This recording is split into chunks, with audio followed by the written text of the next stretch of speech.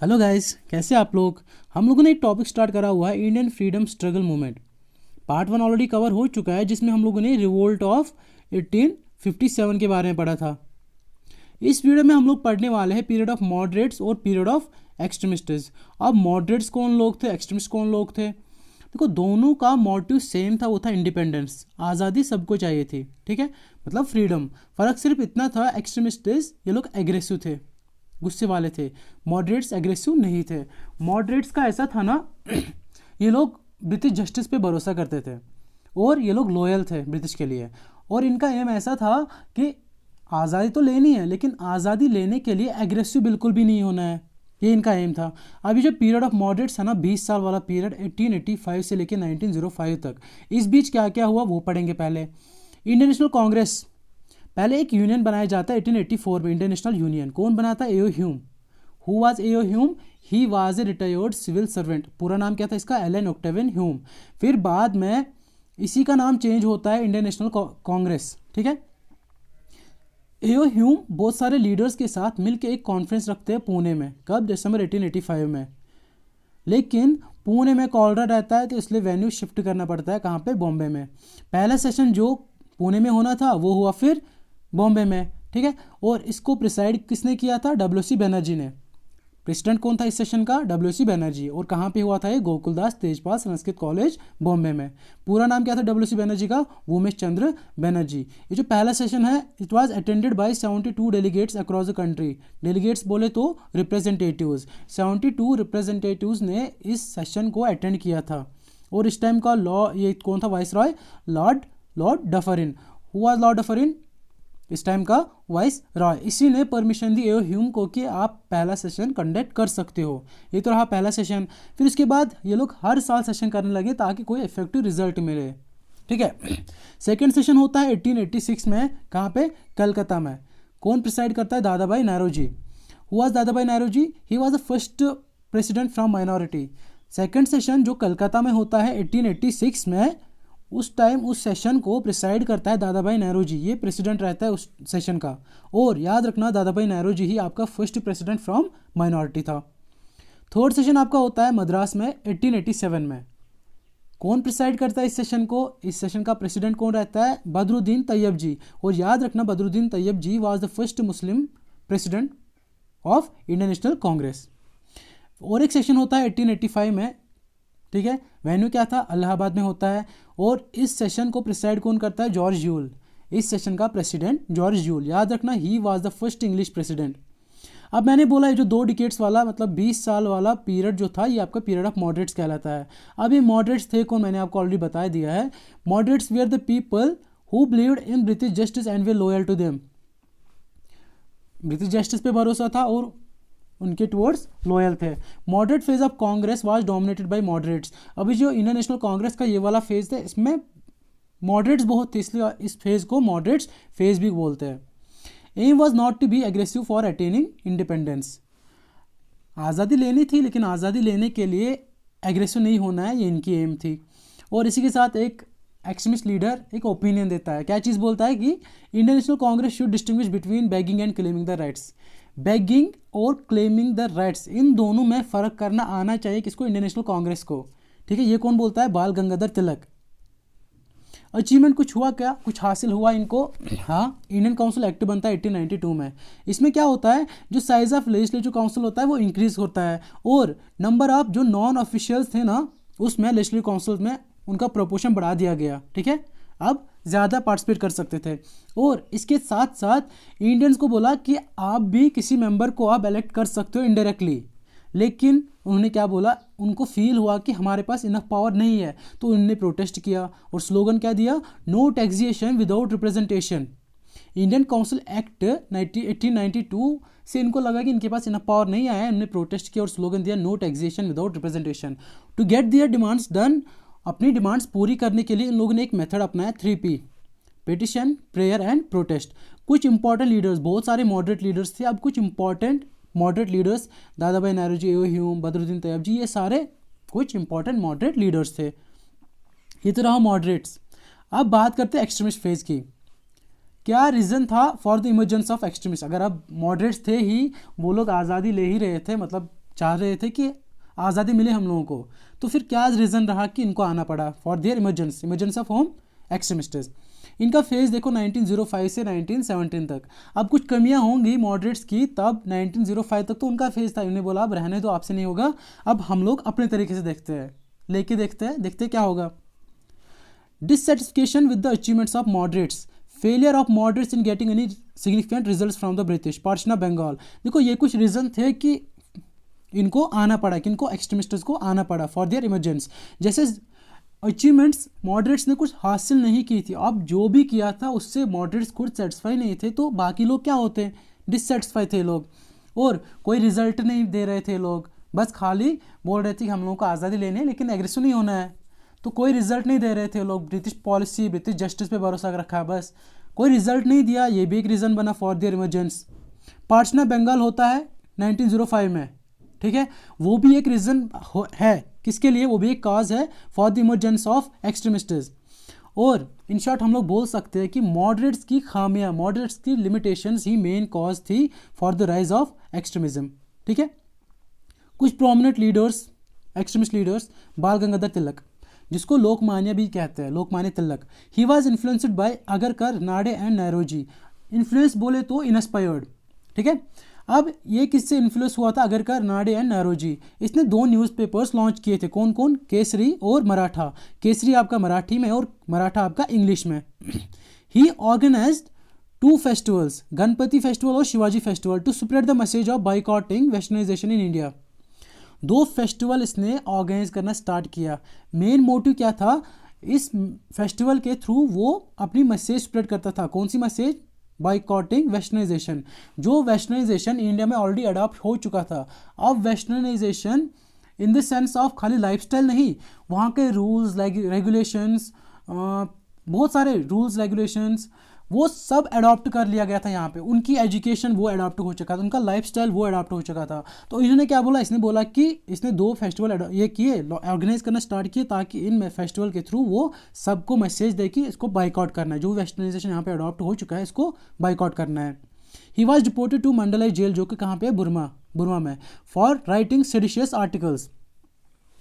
Seditious articles बोले तो जो किसी को किसी के खिलाफ भड़काए, जैसे ये ऐसे आर्टिकल्स लिखता था ब्रिटिश के खिलाफ, जिनको पढ़ के लोग जब पढ़ते थे इनको, वो ब्रिटिश के अगेंस्ट हुए, इनको बोलते हैं सेडिशियस आर्टिकल्स। ऐसे आर्टिकल्स लिखने के लिए इसको जेल हो गई, ठीक है, बुरमा, वहाँ चला गया। तिलक ने एक स्लोगन दिया था, swaraj is my birth right and I shall have it. Swaraj बोले तो सेल्फ गवर्नमेंट, मेरा हक है और मैं इसको लेकर ही रहूँगा। ये तो था इनका। अब आता है और एक फेमस प्रोमिनेंट लीडर था, एक्सट्रीमिस्ट लीडर, लाला लाजपत राय। इसको पंजाब केसरी भी कहते थे, और ये इन्फ्लुएंसर था किससे, Swami Dayanand Saraswati, who was the founder of Arya Samaj. और लाला लाजपत राय ने इस आर्य समाज को भी ज्वाइन करा था। फिर इसने बहुत सारे जो जैसे roulette act, Jallianwala Bagh massacre, इसके अगेंस्ट इसने प्रोटेस्ट करना मतलब किया हुआ है।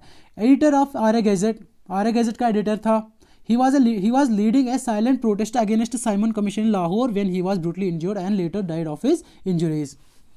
साइमन कमीशन के अगेंस्ट प्रोटेस्ट हो रहा था, कहाँ पे, लाहौर में, जिस प्रोटेस्ट को लीड कर रहा था यही, ठीक है। अब प्रोटेस्ट को लीड कर रहा था, वहाँ पे लाठीचार्ज हुआ जिसमें ब्रूटली इंजर्ड हुआ, और ऐसी इंजरीज हुई फिर इसकी डेथ हो जाती है लाला लाजपत राय की। और ये आपके JKSB क्लास 4th में आ चुका है ये क्वेश्चन, अभी रिसेंटली जो हुआ था। बिपिन चंद्र पाल, ये भी बहुत फेमस रूलर है, ठीक है। He is known as the father of revolutionary thoughts in India. अगर क्वेश्चन आए कि who is known as the father of revolutionary thoughts in India, then the answer will be Bipin Chandra Pal. इसने बहुत सारे न्यूज़पेपर्स और मैगजीन स्टार्ट किए, जैसे Paridarshak, Vande Mataram, New India, Swaraj. ये तो कुछ इंपॉर्टेंट एक्सट्रीमिस्ट लीडर्स थे।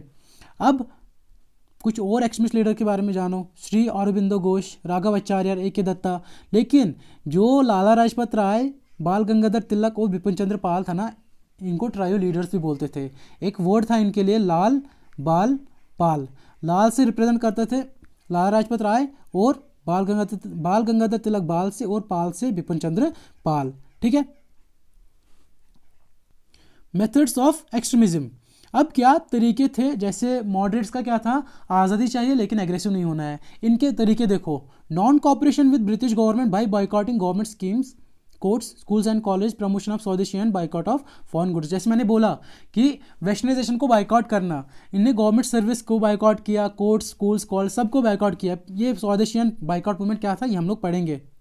अभी सबसे पहले देखो, जो पार्टीशन ऑफ बंगाल एक रीजन था for the emergence of extremists, वो हुआ क्या था। 1905 में पार्टीशन ऑफ बंगाल होता है। कौन करता है, लॉर्ड कर्जन करता है। कब, 16 अक्टूबर 1905 में। जो आपका बंगाल था ना, उसका ओल्ड प्रोविंस, उसको डिवाइड किया कर दिया जाता है। ईस्ट बंगाल को अलग अलग कर दिया जाता है और बाकी जो बचा उसमें से ये असम को बाहर निकालते हैं। मतलब ये लोग ना एक पॉलिसी चलते हैं, divide and rule, divide and rule. क्योंकि रिवोल्ट ऑफ 1857 में जब देखते हैं ना ये लोग हिंदू मुस्लिम की यूनिटी, ये लोग बोलते हैं कि इनको एक साथ हम लोग तो नहीं लड़ सकते, हम लोग इनके अगेंस्ट कोई कुछ भी नहीं कर सकते हैं, ये लोग हम पे भारी है ऐसा। तो इन्हें सोचा कि क्यों ना इनको पहले डिवाइड किया जाए फिर रूल किया जाए। ये था इनका हथियार, डिवाइड एंड रूल। जैसे महात्मा गांधी का रूल हथियार क्या था, सत्याग्रह, वो उसका हथियार था, ब्रिटिश का हथियार था डिवाइड एंड रूल। यहाँ पे यही चलाया इन्होंने, ठीक है। अब कुछ मोटिव्स थे इनके जिसकी वजह से इन्होंने पार्टीशन किया। To break the growing strength था बंगाल, मैंने बोला जो यहाँ पे यूनिटी थी ना उसको ब्रेक करने के लिए, क्योंकि वो बेस था कौन, बंगाल उस टाइम का बेस था नेशनलिज्म का। और एक मोटिव था to divide Hindus and Muslims, हिंदू मुस्लिम को डिवाइड करना। और एक रीज़न, बहुत सारे रीजन्स, बहुत सारे मोटिव्स हैं इनके, ये कुछ मतलब इंपॉर्टेंट है। इंडियंस को दिखाना कि ब्रिटिश पावर कितना है, इंडियन लोगों को दिखाना कि पावर कितना है ब्रिटिश गवर्नमेंट का, ये 3 मोटिव्स थे, ठीक है। अब देखो उसके बाद क्या होता है, 1905 से 1908 तक एक मूवमेंट चलाई जाती है, बाइकआउट एंड स्वदेशी मूवमेंट। बाइकआउट इसलिए वेस्टर्नाइजेशन को बाइकआउट करने के लिए, इंडियन मतलब फॉर एग्जांपल इंडियन जो गुड्स है उनको यूज़ करना है, फॉरेन का नहीं, ठीक है। मतलब जितने भी फॉरेन गुड्स है उनको यूज़ नहीं करना, ये सिंपल था बाइकआउट मूवमेंट का मैसेज। और स्वदेशी मूवमेंट जो है, जो पार्टीशन ऑफ बंगाल हुआ था उसके अगेंस्ट, उसको अपोज करने के लिए मूवमेंट चली गई, ठीक है। अब देखो बनारस सेशन होता है 1905 में, जिसको प्रिसाइड कौन करता है, जिसका प्रेसिडेंट कौन रहता है, जीके गोखले। वो इंडियन नेशनल कांग्रेस उस टाइम बोलते हैं कि ठीक है हम लोग इसको सपोर्ट करेंगे स्वदेशी एंड बाइकआउट मूवमेंट को। और जो ट्रायल लीडर्स थे लाल बाल पाल और उनके साथ अरबिंदो घोष, इन्होंने बोला कि हम लोग ये मैसेज इंडिया में स्प्रेड कर देंगे, ठीक है। और बाइकआउट, मैंने बोला बाइकआउट का मतलब क्या था, इनको जलाया गया, जितने फॉरेन गुड्स थे उनको जलाया गया, बोला गया कि इनको नहीं यूज़ करना, हम लोग करेंगे यूज़ अपने इंडियन गुड्स, ठीक है। तिलक ने क्या बोला, तिलक ने बोला मैं इस मूवमेंट को डिफरेंट पार्ट्स ऑफ इंडिया में स्प्रेड कर दूंगा। किस मूवमेंट को, बाइकआउट एंड स्वदेशी मूवमेंट को, स्पेशली पुणे एंड मुंबई, ठीक है। और यहाँ से अजीत सिंह और लाला लाजपत राय, इन्होंने बोला चलो हम लोग स्वदेशी मैसेज को Punjab and other parts of northern India यहाँ तक स्प्रेड कर देंगे। सैयद हैदर रजी ने कहाँ पे स्प्रेड किया, दिल्ली, रावलपिंडी, कांगड़ा, जम्मू, मुल्तान एंड हरिद्वार। और चिदम्बरम पिल्लाई, इसने मद्रास में स्प्रेड किया, जहाँ पे ऑलरेडी बिपिन चंद्र पाल एक भाषण दे चुका था, ठीक है, लेक्चर टूर ले लिया था उसने, जिनकी वजह से वो लोग इफेक्टिव थे ऑलरेडी। और ये जो चिदम्बरम पिल्लाई है, इसने वहाँ पे मैसेज स्प्रेड करी। अब इसके बाद 1906 में मुस्लिम लीग बनती है। ये जो मुस्लिम लीग थी ना, अंडर द लीडरशिप ऑफ आगा खान, नवाब सलीमुल्लाह ढाका, नवाब मोहसिन मलिक। इस लीग ने क्या किया, ये लीग सपोर्ट कर रहे थे पार्टीशन ऑफ बंगाल को, पार्टीशन ऑफ बंगाल को, जिसके अपोज था, जिसके अपोज थे सारे लोग, एक्सट्रीमिस्ट सारे लोग इसके अपोज थे, बोले थे ये नहीं होना चाहिए। इसके अगेंस्ट इन लोगों ने स्वदेशी मूवमेंट भी चलाई थी, लेकिन जिसके अगेंस्ट स्वदेशी मूवमेंट चलाई गई इन्होंने उसको सपोर्ट किया, पार्टीशन बंगाल को सपोर्ट किया। और पार्टीशन बंगाल को अपोज करने के लिए स्वदेशी मूवमेंट चली गई, इसने इन्होंने उसको अपोज किया, उल्टा किया। इसके चलते this led to the communal differences between Hindus and Muslims, तो बहुत सारी डिफरेंसेस आई फिर हिंदूज एंड मुस्लिम्स। देखो इसका फ़ायदा ना सिर्फ एक ही को हो रहा था, वो था ब्रिटिश गवर्नमेंट, बाद में इनको पता चलता है। लेकिन अब देखो कलकत्ता सेशन होता है 1906 में, उसमें इन लोगों का जो गोल था ना वो बन जाता है, इनका गोल रहता है स्वराज, स्वराज बोले तो सेल्फ गवर्नेंस। ये लोग अडॉप्ट करते हैं swaraj as the goal of Indian people या फिर इंडियन नेशनल कांग्रेस, क्योंकि इंडियन नेशनल कांग्रेस ही रिप्रेजेंट करता था पूरे इंडियन लोगों को, है ना। इन्होंने क्या किया, इन्होंने अपना एक गोल बनाया, बोला हम लोगों का गोल है स्वराज, सेल्फ गवर्नेंस, ये हम लोग का गोल रहेगा। अब फिर सूरत सेशन, ये बहुत ही इंपॉर्टेंट, इसको अच्छे से समझना। सूरत सेशन में क्या होता है, अभी तक सिर्फ मॉडरेट्स थे, तो मॉडरेट जिसको चाहे लीडर बना सकते थे, प्रेसिडेंट बना सकते थे, लेकिन अब मॉडरेट्स भी एक साइड एक्सट्रीमिस्ट। अब क्या करते हैं लोग, इन्हें बोला चलो वोटिंग करते हैं। मॉडरेट्स बोलते थे, मॉडरेट्स को लीड कौन कर रहा था, जीके गोखले, और इन्हें बोला कि हम लोग प्रेसिडेंट बनाएंगे राज बिहारी घोष को। इधर एक्सट्रीमिस्ट्स को लीड कौन कर रहे थे, लेड कौन, एक्सट्रीमिस्ट वेयर लेड बाय लाल बाल पाल जो कि ट्राइबल लीडर्स थे, और उन्होंने बोला यहाँ तो लाला लाजपत राय या फिर बाल गंगाधर तिलक को ये लोग प्रेसिडेंट बनाएंगे। लेकिन हुआ क्या, होना था मीटिंग नागपुर में, इन्होंने शिफ्ट किया सूरत में। देखो होता क्या है, इन लोगों को एक रूल था कि sessions president could not be from home province. जिस जगह पे सेशन होना है, मीटिंग होनी है, उस जगह का कोई भी मेंबर प्रेसिडेंट नहीं बन सकता है। और होनी थी मीटिंग नागपुर में, लेकिन सूरत में जानबूझ के डाला गया कि सूरत बॉम्बे प्रोविंस के अंदर आता था, और बॉम्बे प्रोविंस किसका होम प्रोविंस था, बाल गंगाधर तिलक। इन्होंने जानबूझ के नागपुर से सूरत ये ट्रांसफर किया, ये वेन्यू शिफ्ट किया, ताकि बाल गंगाधर तिलक ऐसे ही एलिमिनेट हो जाए इस रूल के तहत। समझ आया, सूरत बॉम्बे प्रोविंस के अंदर आता था, और बॉम्बे प्रोविंस होम प्रोविंस था किसका, बाल गंगाधर तिलक। अब तो ये प्रेसिडेंट नहीं बन सकता था, तो जानबूझ के। और देखो इंडियन नेशनल कांग्रेस ही they wanted to drop the resolution on swadeshi boycott movement and national education. इनका अंदर से था, मतलब बाहर से दिखा रहे थे चलो हम लोग सपोर्ट कर रहे हैं, अंदर से इनको भी ये लोग सोच रहे थे कि हम लोग छोड़ दें, ठीक है। बाद में राज बिहारी घोष को प्रेसिडेंट बनाया जाता है, क्योंकि तिलक को बोलने तक नहीं दिया जाता इस मीटिंग में। फिर यह क्या होना था, लड़ाई हो गई, जिस चेयर पे बैठे थे वही चेयर एक दूसरे पे मारी उन्होंने, चप्पल पहने थे वो चप्पल एक दूसरे पे मारे, दे हिट ईच अदर, ठीक है। और मॉडरेट्स ने क्या किया, उनने सेपरेट अलग एक मीटिंग कर दी, और इनको बोला गया इनको एक्सपेल कर देंगे, इनको एक्सपेल कर दिया एक्सट्रीमिस्ट्स को, ठीक है। यहाँ पे क्या हुआ, दोनों की लड़ाई, तीसरे का फायदा। मॉडरेट और एक्सट्रीमिस्ट्स लड़ लिए आपस में, और फायदा उठाया ब्रिटिश ने। ब्रिटिश ने क्या किया, ब्रिटिश ने अटैक किया एक्सट्रीमिस्ट्स पे, suppressed the newspaper and arrested Tilak. Tilak जो मेन लीडर था उसको ये क्या बोलते हैं, अरेस्ट कर लिया, ठीक है। और उसको भेजा गया मंडले जेल जो कि बिरबम है 6 साल के लिए। अरबिंदो घोष जो कि और एक एक्सट्रीमिस्ट लीडर था, ही गेव अप पॉलिटिक्स और चला गया पौंडीचेरी। बिपिन चंद्र पाल ने थोड़े टाइम के लिए पॉलिटिक्स छोड़ दिया, और लाला लाजपत राय ही लेफ्ट फॉर ब्रिटेन। इसने बोला मुझे सीखने की ज़रूरत है, मैं चला जाता हूँ, इसने भी छोड़ दिया पॉलिटिक्स, ठीक है। ये था। इसके बाद मॉर्ली मिंटो रिफॉर्म्स होते हैं 1909 में। Morley Minto reforms got assent on 25 May 1909। Assent बोले तो अप्रूवल, कब मिला इसको, 25 मई 1909। मॉर्ली मिंटो रिफॉर्म्स को ही इंडियन काउंसिल एक्ट बोलते हैं। मॉर्ली कौन था और मिंटो कौन था, मिंटो आपका वाइसरॉय था उस टाइम, और Morley secretary of state for India. ये रिफॉर्म्स थे क्या, इन रिफॉर्म्स में जो लेजिस्लेटिव काउंसिल था ना, उसमें इंडियंस का इन्वॉल्वमेंट उसको इंक्रीज कर लिया गया।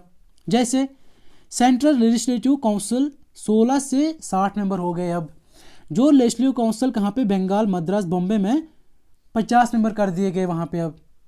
और लेजिस्लेटिव काउंसिल जो पंजाब, बुर्मा और असम के थे वहाँ पे 30-30 मेंबर कर दिए गए अब, ठीक है। कुछ चेंजेस लाई गई, ठीक है। लेकिन मैंने बोला इन्होंने policy of divide and rule चलाया। देखो क्या किस्सा चला यहाँ पे, इन्होंने मॉडरेट्स को सेपरेट, मतलब मॉडरेट्स को फेवर किया, सपोर्ट किया, और मुस्लिम्स को फेवर किया अगेंस्ट हिंदूज, और उनको बोला गया, भटकाया उनको, और बोला गया कि आपके लिए हम लोग सेपरेट इलेक्टोरेट्स लाएंगे, जिसके अंडर आप का एक मुस्लिम कैंडिडेट खड़ा होगा, आप सिर्फ उसी को वोट कर सकते हो बस, ठीक है। तो ये लोग खुश हो गए, मतलब इन्होंने भटका, policy of divide and rule, पहले डिवाइड करना चाहा फिर रूल करेंगे, ये इनके दिमाग में था। अब इसके बाद आता है गादर पार्टी। गादर पार्टी 1913 में, हेडक्वार्टर इसका San Francisco US.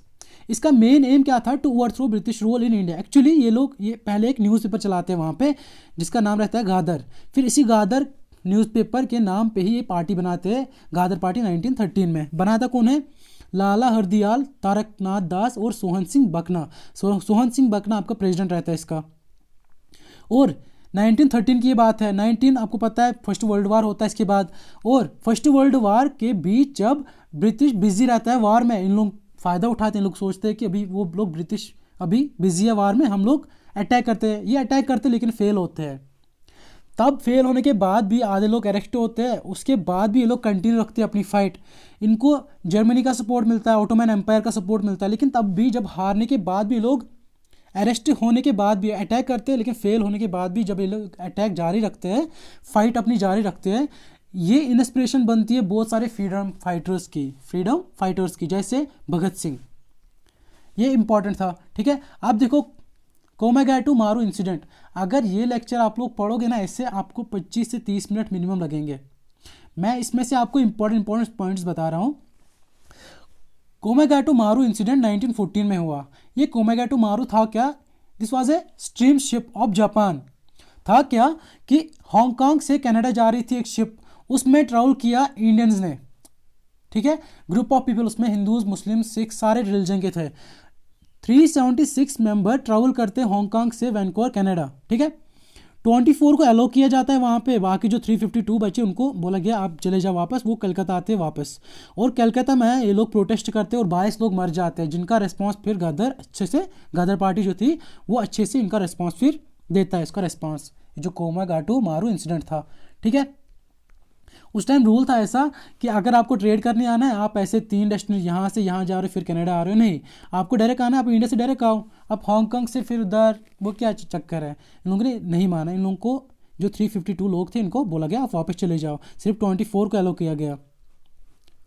Home rule movement, देखो बाल गंगाधर तिलक जेल चला जाता है सूरत स्प्लिट के बाद, सूरत स्प्लिट जब होता है सूरत सेशन, उसके बाद अब 1914 में ये छूट जाता है, 1913 से 14 के बीच में छूट जाता है। फिर ये सोचता है कि अब कैसे मैं एंटर हो जाऊं इंडियन नेशनल कांग्रेस में फिर से, क्योंकि इसको पता था, इसको पता लग गया था कि सिर्फ वही एक जरिया है कि जिसकी वजह से हम लोग आज़ादी ले सकते हैं। तो ये कैसे कैसे इसमें एंटर होता है एनी बेसेंट के थ्रू, ठीक है। Who was Annie Besant? She was an Irish socialist and writer, इसके बारे में भी आगे पढ़ेंगे। होम रूल मूवमेंट कौन लाता है 1916 में? बाल गंगाधर तिलक। 2 लीग्स स्टार्ट करते हैं लोग, एक लीग को चलाता है बाल गंगाधर तिलक पुणे में, और कब 29 अप्रैल 1916 को स्टार्ट करते हैं, और दूसरे को एनी बेसेंट मद्रास से कब सितंबर 1916 में स्टार्ट करती है। 2 लीग्स रहती है, एक को बाल गंगाधर तिलक और दूसरे को एनी बेसेंट। बाल गंगाधर तिलक पुणे से, एनी बेसेंट मद्रास से, और बाल गंगाधर तिलक 29 अप्रैल 1916 को स्टार्ट करते, और ये एनी बेसेंट सितंबर 1916 को। अब इनका ऑब्जेक्टिव क्या था? इनका ऑब्जेक्टिव था टू अचीव सेल्फ गवर्नमेंट मतलब स्वराज, ये इसका ऑब्जेक्टिव था। मुस्लिम लीग ने इसको सपोर्ट किया। और याद रखना ये जो एनी बेसेंट थी ना, ये तो आयरिश सोशलिस्ट थी, लेकिन ये सपोर्ट करती थी IHRM, Indian home rule movement को, ठीक है। और जो 1917 का जो सेशन हुआ कोलकाता में, उसमें ये प्रेसिडेंट थी उस सेशन की। याद रखना क्वेश्चन है, who was the first women president? वो थी एनी बेसेंट। तिलक ने इसी टाइम एक स्लोगन दिया था, swaraj is my birth right and I shall have it. Later बाद में 1920 में इसका नाम चेंज होता है स्वराज्य सभा, ओके। लखनऊ पैक्ट होता है, लखनऊ पैक्ट बहुत इंपॉर्टेंट है, कब होता है? 1916 में, 16 में होता है एक्चुअली। 1916 में लखनऊ पैक्ट होता है। देखो होता क्या है, वॉर चल रहा होता है, आपको पता है कि उस टाइम इंडियन वॉर चल रहा था। वॉर हो रहा होता है ब्रिटेन और तुर्की के बीच में, ब्रिटिश और तुर्की। आपको पता है तुर्की एक मुस्लिम कंट्री है, तुर्की में मुस्लिम्स है। अब ब्रिटिश उनके खिलाफ लड़ रहे, तो जो इंडियन मुस्लिम्स है ना, उनके अंदर एंटी ब्रिटिश वाली फीलिंग आ गई। तो जो जिन्ना था, जो इस टाइम मोहम्मद अली जिन्ना जो लीड कर रहा था मुस्लिम लीग को, उसने बोला ये बहुत अच्छा मौका है कि हिंदूज और मुस्लिम्स को यूनाइट किया जाए फिर से। उन्होंने एक मीटिंग रखी, कांग्रेस को बुलाया, मुस्लिम लीग्स को बुलाया, और एक मीटिंग रखी लखनऊ में 1916 में, और एक एग्रीमेंट बनाया जिसको बोला गया लखनऊ पैक्ट। और इन दोनों ने मिल के अभी फिर से बोला कि हम लोगों का जो मेन ऑब्जेक्टिव है ना, मेन गोल है, वो है सेल्फ गवर्नमेंट, मतलब डोमिनेंट स्टेटस चाहते थे ये लोग अपने इंडिया को खुद ही गवर्न करना चाहते थे, ठीक है। और अब इन ब्रिटिश को पता चल गया कि ये लोग तो फिर से यूनाइट हो गए, अब क्या करें?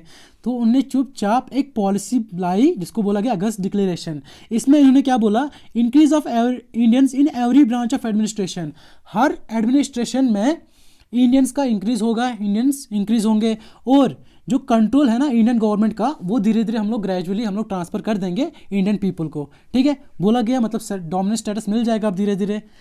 यही बेस था जो अगस्त डिक्लेरेशन है ना, जिसको मॉन्टेगू डिक्लेरेशन भी बोलते हैं, इसी का बेस था। बाद में एक रिफॉर्म्स आती है मॉन्टेगू चेम्सफोर्ड रिफॉर्म्स, उसका बेस ही रहता है अगस्त डिक्लेरेशन, ठीक है। इसमें क्या हुआ, ये इसका नतीजा था लखनऊ पैक्ट का। लखनऊ पैक्ट में यूनिटी, हिंदू मुस्लिम यूनिटी देखने के बाद भी इनको ये पॉलिसी लानी पड़ती है। अगस्त डिक्लेरेशन बोलती है ठीक है, हम लोग ये जो कंट्रोल है इंडियन गवर्नमेंट का, ये जो कंट्रोल है हम लोग वो आपको हम लोग ट्रांसफर कर देंगे, आपको देंगे धीरे धीरे, ठीक है।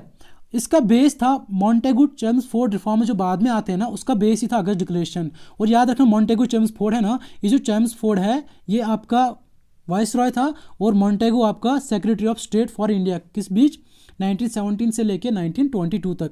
ठीक है गाइस, आई होप कि आपको पसंद आ गया होगा। Do like and subscribe. मिलते हैं नेक्स्ट वीडियो में, बाय।